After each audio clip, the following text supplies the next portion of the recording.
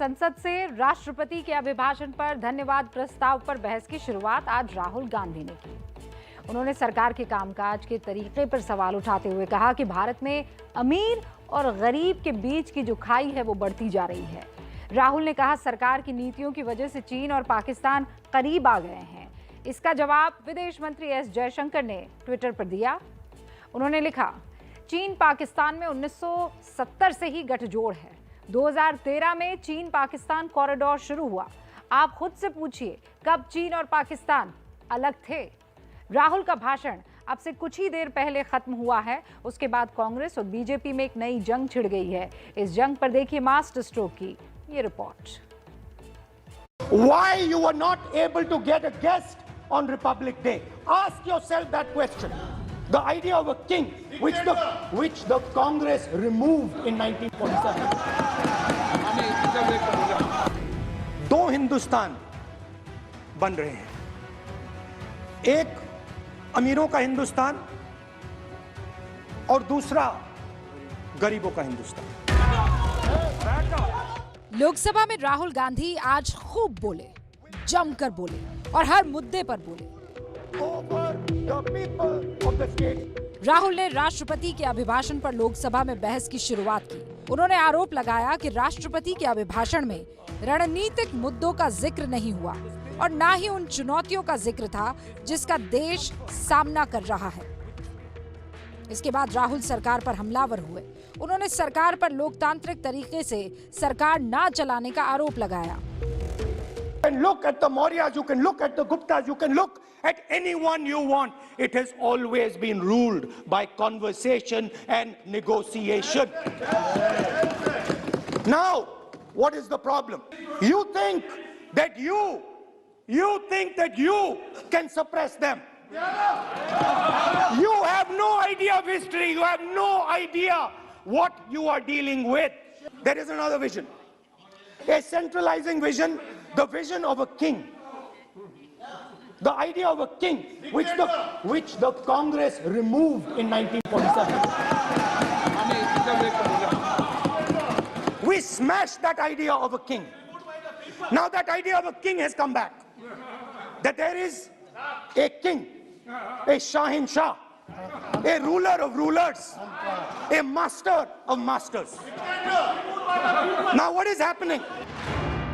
इसके बाद राहुल ने अमीर गरीब के बढ़ते फासले का जिक्र किया। सरकार की मेक इन इंडिया पॉलिसी पर हमला बोला। उन्होंने कहा कि सरकार की गलत नीतियों की वजह से देश में दो हिंदुस्तान बन रहे हैं।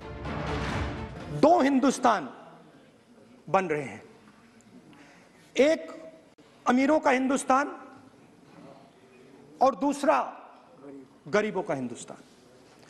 और इन दो हिंदुस्तानों के बीच में खाई बढ़ती जा रही है। आपने अभी देखा होगा, गरीब हिंदुस्तान के पास आज रोजगार नहीं है। यह सच्चा आंकड़ा है। 27 करोड़ लोगों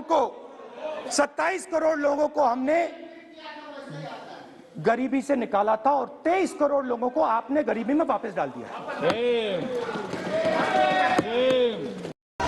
राहुल यही नहीं रुके।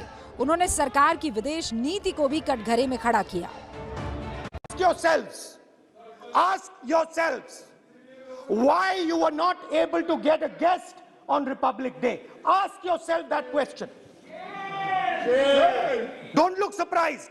Ask yourself that question. What is happening is that India today is completely isolated. We are completely isolated and surrounded. You have brought Pakistan and China together, and this is the single biggest crime that you could commit against the people of India. You can see that China has a clear-cut plan. The foundations of their plan have been put in place in Doklam and in Ladakh. Do not underestimate what we are facing. संसद में राहुल के इन सनसनीखेज आरोपों के बाद BJP को कई सारे सवालों का जवाब देना था और शुरुआत संसदीय कार्य मंत्री प्रहलाद जोशी ने की। He has no directionless speech. कोई सोच नहीं था, कुछ पॉइंट लिख के आए थे, कोई बताया है उनको, ऐसे बोला है भारत एक देशी नहीं है बोलते हैं। इनको सांस्कृतिक भारत का कुछ परिचय भी नहीं है। राहुल ने अपने भाषण में पेगासस के मुद्दे पर भी सरकार को घेरने की कोशिश की। आरोप सीधा प्रधानमंत्री पर लगाया। बजट सत्र अभी शुरू हुआ है, जाहिर है अब पूरे सत्र में हंगामे की नींव पड़ चुकी है। This is a very, very serious threat to the Indian nation.